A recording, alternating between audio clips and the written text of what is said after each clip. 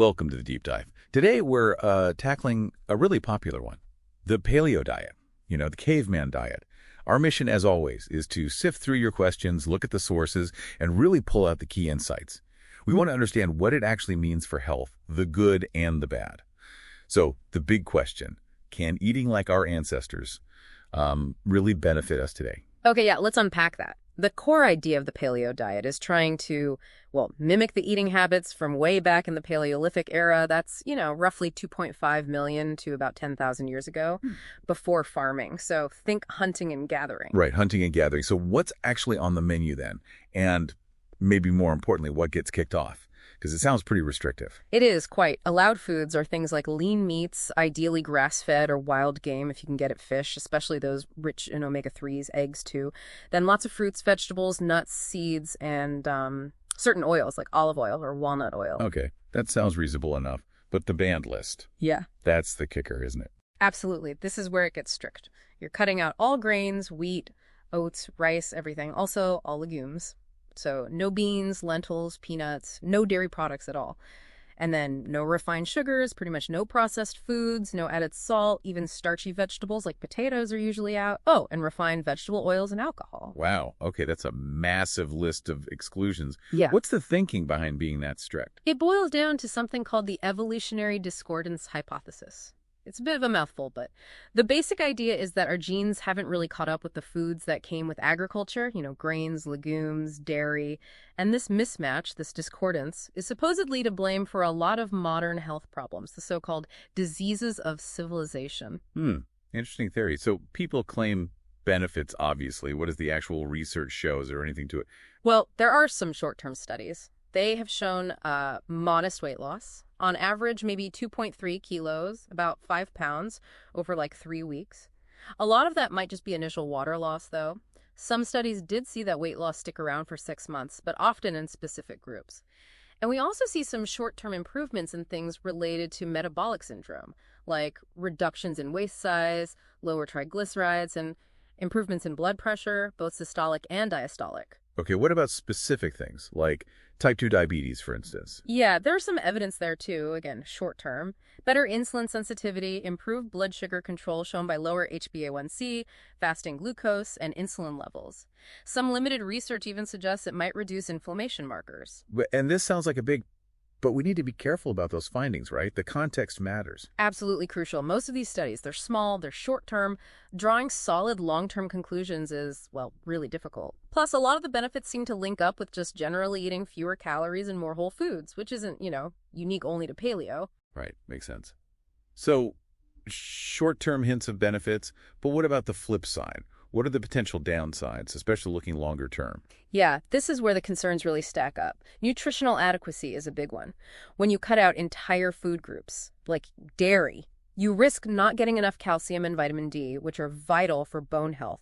Some studies show paleo dieters getting only like half the calcium they need. And fiber too, I imagine. Cutting out grains and legumes must hit fiber intake hard. Exactly. Those are huge sources of fiber for most people. Excluding them can definitely lead to not getting enough fiber. Interestingly, intake might be about half of what actual Paleolithic people likely consumed, based on some analyses. Plus, cutting those out means you could miss out on important B vitamins, iron, magnesium, selenium. And then there's the saturated fat issue. Even with lean meats, the overall pattern can lead to a really high intake, maybe up to 50 grams a day sometimes. Compare that to the American Heart Association suggesting around 13 grams. It's a big jump. Yeah. That potentially raises LDL, the bad cholesterol, and could increase risks for heart disease, maybe kidney issues, even some cancers down the line. 50 grams, wow. Okay. So long-term studies, what do they generally suggest about these kinds of low-carb, potentially high-fat diets? The broader picture from long-term observational data on low-carb diets, including paleo-style ones, isn't always rosy. They're sometimes linked to increased risks of dying from any cause, actually, plus heart disease, stroke, and cancer. And other potential issues are things like kidney stones, maybe bone fractures, and definitely constipation from the lower fiber. And honestly, It's just really hard to stick to long term because it's so restrictive. People fall off. You get that all or nothing mindset. And it doesn't sound cheap either, right? No, not usually. Relying on things like wild game or specific grass-fed meats can make it pretty expensive and just not practical for everyone. You know, what I find really fascinating is the challenge to its whole historical basis, that science is kind of questioning the premise.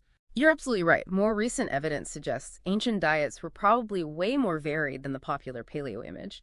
They likely ate more plants, maybe even things like processed barley, long before agriculture fully took hold. And crucially, humans have evolved. We developed ways to digest starch better, and many populations evolved to digest milk lactose. That kind of challenges the whole "we haven't adapted" core idea. Yeah, that really undermines the central argument. It does, and just practically, people starting out often report side effects, feeling tired, bad breath, digestive upset, like diarrhea. That initial transition can be rough. Are there different versions, like maybe modified versions for specific issues? There is one notable variation, the Autoimmune Paleo Protocol, or AIP. It's even stricter, designed specifically for autoimmune conditions. The aim is to sort of calm the immune system. Some recent, though small, studies have shown pretty promising results, like over 70% remission rates in conditions like Hashimoto's or IBD after about 6 weeks. But it's very restrictive and definitely needs professional guidance. And thinking bigger picture, what about the environmental cost? That's a really important question, yeah. The strong emphasis on animal protein, especially red meat like beef, means the paleo diet generally has a much higher carbon footprint compared to diets that include more plants. It puts more demand on resources, contributes more to greenhouse gases. So if you try and tie it all together, paleo is complex, definitely. You see some potential short-term metabolic pluses, sure, but the strictness brings real risks, nutritional gaps, possible long-term health issues, sustainability concerns, both personal and environmental. So bottom line, like with most diets, it seems, no magic bullet here. What's the takeaway for you, for our listeners? I think it really reinforces that optimal health isn't about one single extreme diet. It's more holistic. It's about a balanced, varied diet focused on nutrient-dense, less processed foods. It's about mindful eating, finding what works for you, ideally with some guidance from a doctor or dietitian. Which leaves a really interesting question for you to ponder. In our modern world, what does your optimal diet look like? How do you balance your personal health needs with these bigger environmental questions and keep learning as the science evolves?